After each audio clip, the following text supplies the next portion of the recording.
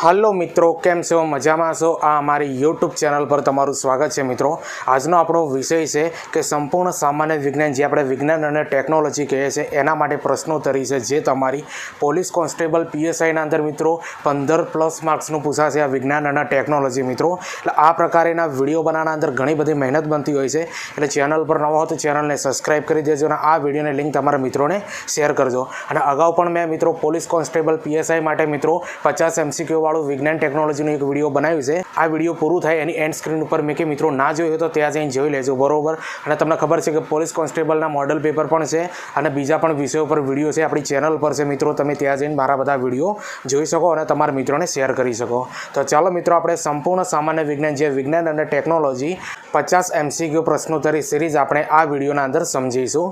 तो पहला नंबरनो प्रश्न आपणे समजीए के जीव विज्ञानना पिता तरीके कोण ओळखाय छे? तो एरिस्टोटल, जेने आपणे अरस्तु कहीए छीए मित्रों, ए जीव विज्ञानना पिता तरीके पण ओळखवामां आवे छे, बरोबर। हवे बीजा नंबरनो प्रश्न समजीए के शरीरमां पोषक द्रव्योनुं विघटन कया अंगमां थाय छे? तो नाना आंतरडाना अंदर मित्रों शरीरना अंदर पोषक द्रव्योनुं विघटन थतुं होय छे, बरोबर, नाना आंतरडाना अंदर मित्रों। अने विज्ञान अने टेक्नोलॉजीना आ लेवलना प्रश्नो मित्रों तमारी पोलीस कॉन्स्टेबल अने पीएसआईना अंदर पूछाशे मित्रों, बरोबर। 15+ मार्क्सनुं पूछाशे એટલે બહુ મોટું વેટેજ છે, એટલે વિજ્ઞાન સારી રીતે મિત્રો ભણી લો, બરોબર। આ રીતના જ પ્રશ્નો આવશે ડાયરેક્ટ। હવે ત્રીજા નંબરનો પ્રશ્ન સમજીએ કે શરીરમાં પ્રોટીનનું અંશતઃ પાચન કયા અંગમાં થાય છે? તો જઠરના અંદર થાય છે મિત્રો। શરીરના અંદર પ્રોટીનનું અંશતઃ પાચન કયા અંગના અંદર થાય છે? જઠરના અંદર। અને આ પ્રશ્ન છે મિત્રો ઘણી બધી અગાઉની એક્ઝામના અંદર પૂછાઈ ગયેલો છે। હવે ચોથા નંબરનો પ્રશ્ન સમજીએ કે દાંત ઉપર શાનું આવરણ આવેલું છે? તો દાંત ઉપર છે મિત્રો ઇનેમલનું આવરણ આવેલું હોય છે, બરોબર। દાંત ઉપર શાનું? ઇનેમલનું આવરણ આવેલું હોય છે। હવે પાંચમા નંબરનો પ્રશ્ન સમજીએ કે પાચન માર્ગના નિષ્ણાંત કયા નામથી ઓળખાય છે? તો ગેસ્ટ્રોલોજિસ્ટના નામથી મિત્રો ઓળખાય છે, યાદ રાખી લેજો।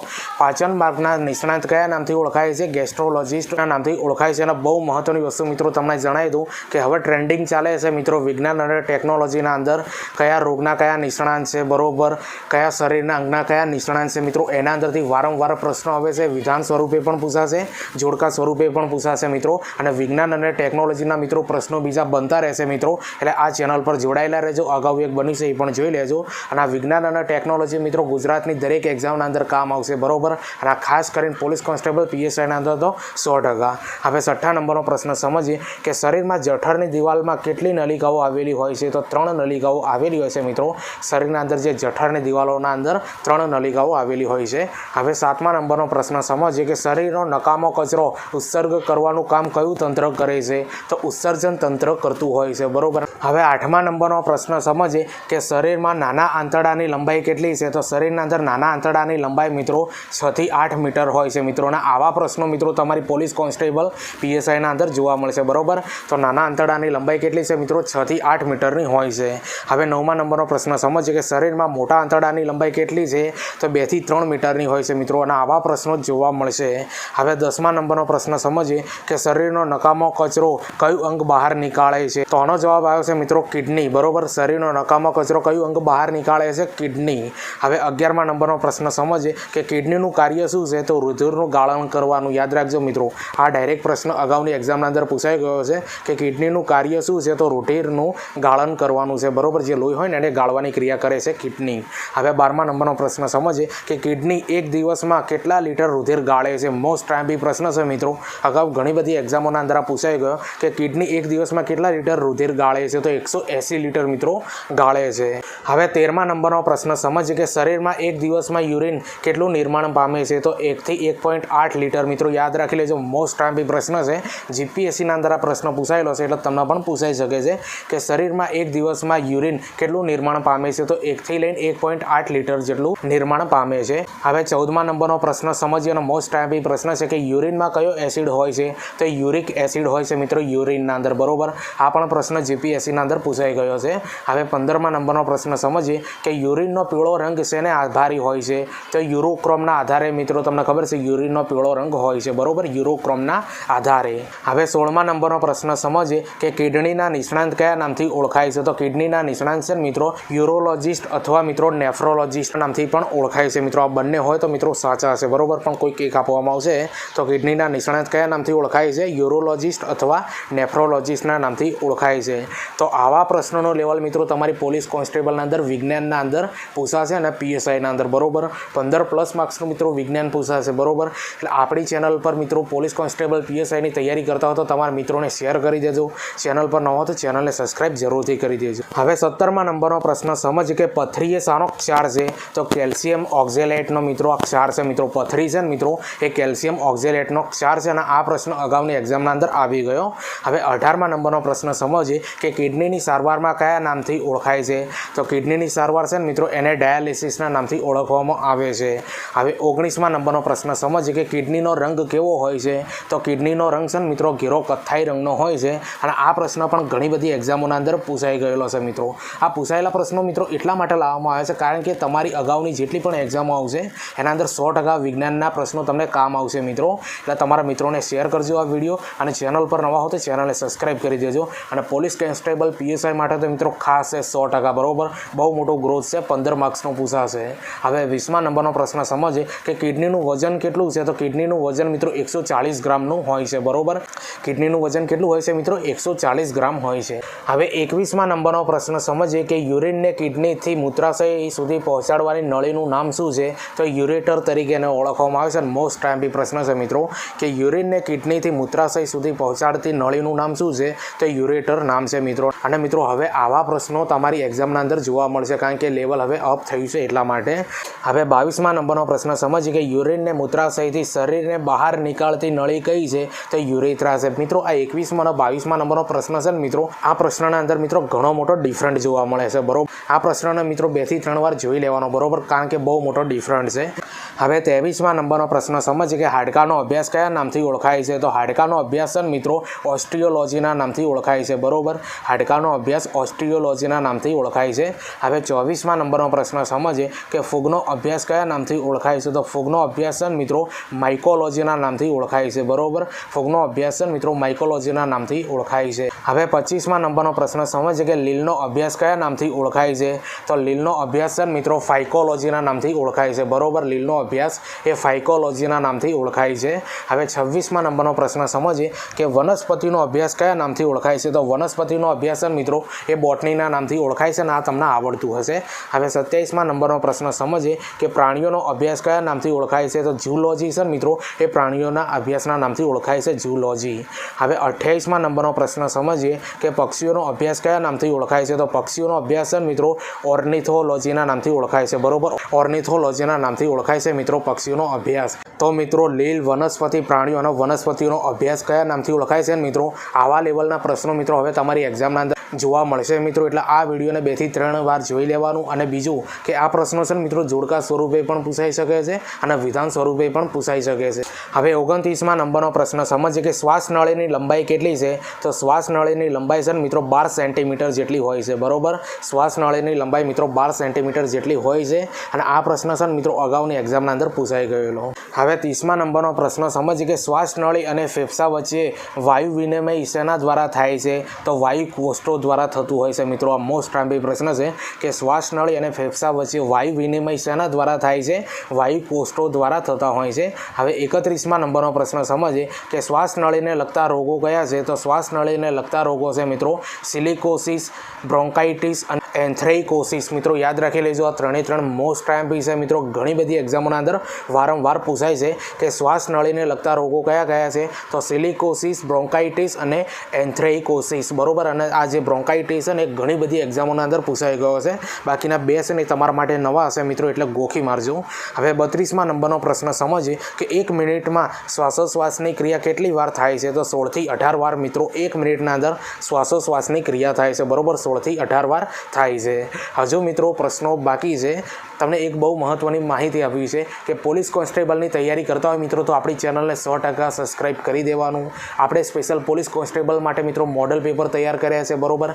7 મોડલ પેપર મિત્રો એના પર વિડીયો બનાવ્યા છે મિત્રો. ચેનલ પર જઈને તમે જોઈ શકો છો બરોબર. આખા પ્લેલિસ્ટ છે. અને બીજું કે પોલીસ કોન્સ્ટેબલ માટે મિત્રો વિષયને લગતા બરોબર જે બંધારણ છે, વિજ્ઞાન છે, ઇતિહાસ છે, ભૂગોળ છે બરોબર, ગુજરાતી છે એ બધાના સ્પેશિયલ વિડીયો બનાવ્યા છે મિત્રો. એનું પણ પ્લેલિસ્ટ છે બરાબર, પોલીસ કોન્સ્ટેબલ પ્રિપેરેશન 2024-25 એ પણ તમે જોઈ શકો છો બરાબર. અને બીજું કે તમે કે ગુજરાત હાઈકોર્ટ બેલીફ અને પટાવાળા માટે પણ સિરીઝ ચાલુ છે મિત્રો, આપણી ચેનલ પર વિડીયો બનતા રહેશે બરાબર. તો મિત્રો તમે ગુજરાત હાઈકોર્ટ બેલીફ અને પટાવાળાની તૈયારી કરતા હોય તો આપણી ચેનલ પર આવીને તમે વિડીયો બધા જોઈ શકો છો બરાબર. અને ટીચિંગ કચેરી કરીને ટેલિગ્રામના અંદર ચેનલ બનાવી છે મિત્રો, આ વિડીયોની ડિસ્ક્રિપ્શનના અંદર લિંક આપી દે મિત્રો, ત્યાં જઈને તમે મને જોઈન કરજો. કારણ કે એના અંદર મિત્રો આ જે પોલીસ કોન્સ્ટેબલના મોડલ પેપર છે બરાબર, પોલીસ કોન્સ્ટેબલનો મિત્રો વિષય ઉપર જે વિડીયો બનાવ્યા છે મિત્રો, જે ઇતિહાસ, ભૂગોળ, બંધારણ એ બધા વિડીયો બરાબર. અને બીજું કે જે ગુજરાત હાઈકોર્ટ બેલીફ અને પટાવાળાનું આખું પ્લેલિસ્ટ મિત્રો, આ ત્રણે પ્લેલિસ્ટ મિત્રો હું મારી ટેલિગ્રામ ચેનલના અંદર મૂકી દે મિત્રો, એટલે ત્યાંથી તમને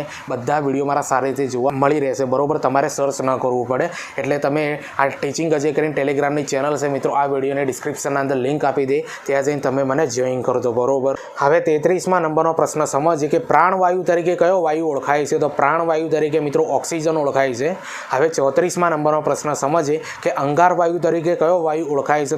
તો આનો જવાબ આવ્યો છે મિત્રો કાર્બન ડાયોક્સાઇડ બરાબર. કાર્બન ડાયોક્સાઇડ છે મિત્રો એ અંગારવાયુ તરીકે ઓળખાય છે. હવે 35મા નંબરનો પ્રશ્ન સમજીએ કે તમાકુમાં કયું નશાદ્રવ્ય હોય છે? તો નિકોટિન છે મિત્રો એ તમાકુના અંદર નશાકારક દ્રવ્ય હોય છે. હવે 36મા નંબરનો પ્રશ્ન સમજીએ કે ચામાં કયું નશાકારક દ્રવ્ય હોય છે? તો કેફીન છે ને, કેફીન મિત્રો એ ચાના અંદર નશાકારક દ્રવ્ય હોય છે, કેફીન. હવે 37મા નંબરનો પ્રશ્ન સમજીએ કે અફીણમાં કયું નશાકારક દ્રવ્ય હોય છે? તો અફીણના અંદર મિત્રો મોર્ફિન નામનું નશાકારક દ્રવ્ય હોય છે, અફીણના અંદર બરાબર, મોર્ફિન. હવે 38મા નંબરનો પ્રશ્ન સમજીએ કે કોકોમાં કયું નશાકારક દ્રવ્ય હોય છે? તો થિયોબ્રોમિન છે ને મિત્રો, થિયોબ્રોમિન એ કોકોના અંદર નશાકારક દ્રવ્ય હોય છે. હવે 39મા નંબરનો પ્રશ્ન સમજીએ સર્પગંધામાં કયું નશાકારક દ્રવ્ય હોય છે? તો રિસ્પિન છે, રિસ્પિન એ સર્પગંધાના અંદર નશાકારક દ્રવ્ય હોય છે બરાબર, રિસ્પિન. અને આ ઘણી બધી એક્ઝામોના અંદર પૂછાઈ ગયું. તો મિત્રો શાના અંદર કયું નશાકારક દ્રવ્ય હોય છે મિત્રો એ વારંવાર તમારી એક્ઝામના અંદર પૂછાતું હોય છે, એટલે બધા મેં મોસ્ટ એમપી આના અંદર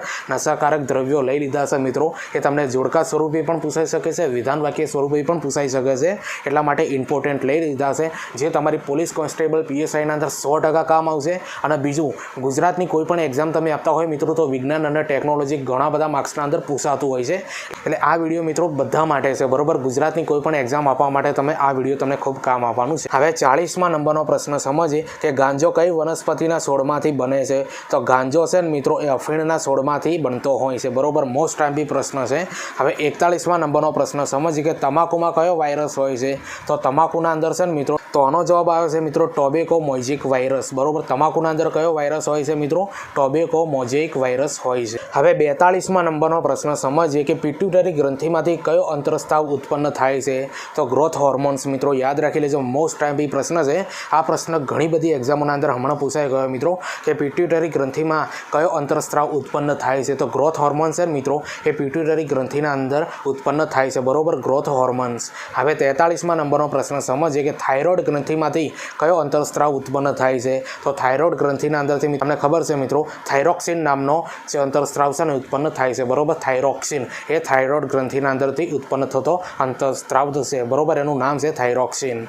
હવે 44મા નંબરનો પ્રશ્ન અને મોસ્ટ એમપી પ્રશ્ન છે મિત્રો, ઘણી બધી એક્ઝામોના અંદર પૂછાઈ ગયો કે સ્વાદુપિંડમાંથી કયો અંતરસ્ત્રાવ ઉત્પન્ન થાય છે? તો ઇન્સ્યુલિન છે મિત્રો, ઇન્સ્યુલિન એ સ્વાદુપિંડના અંદરથી અંતરસ્ત્રાવ ઉત્પન્ન થાય છે, ઇન્સ્યુલિન. તો મિત્રો હજુ પ્રશ્નો બાકી છે, આ પ્રશ્નો મિત્રો તમે પોલીસ કોન્સ્ટેબલ માટે ખૂબ જ કામ આવવાના છે, એટલે કેવા લાગ્યા એ કોમેન્ટના અંદર જરૂરથી બતાવજો. ચેનલ પર નવા હો તો ચેનલને સબસ્ક્રાઈબ કરી દેજો અને આ વિડીયોની લિંક તમારા મિત્રોને શેર કરી દેજો. હવે 45મા નંબરનો પ્રશ્ન સમજ કે કટોકટીના સમયે ઉપયોગી ગ્રંથિ કઈ છે? તો એડ્રિનલ ગ્રંથિ છે ને મિત્રો એને કટોકટીના સમયની ગ્રંથિ તરીકે ઓળખવામાં આવે છે, અને એનું બીજું નામ છે મિત્રો લડોયા ભાગો બરાબર, લડોયા ભાગો ગ્રંથિ કઈ છે? તો એ પણ એડ્રિનલ ગ્રંથિ છે બરાબર. એટલે આવા લેવલના પ્રશ્નો મિત્રો તમારી એક્ઝામના અંદર હવે પૂછાશે, એટલે વિડીયોને 2 થી 3 વાર જોઈ લેવું, તમારા મિત્રોને શેર કરી દેજો અને ચેનલ પર નવા હો તો ચેનલને સબસ્ક્રાઈબ કરી દેજો. હવે 46મા નંબરનો પ્રશ્ન સમજીએ કે કૃત્રિમ ઇન્સ્યુલિનના શોધક કોણ છે? તો બેન્ટિંગ અને બેસ્ટ છે, મોસ્ટ એમપી પ્રશ્ન છે મિત્રો.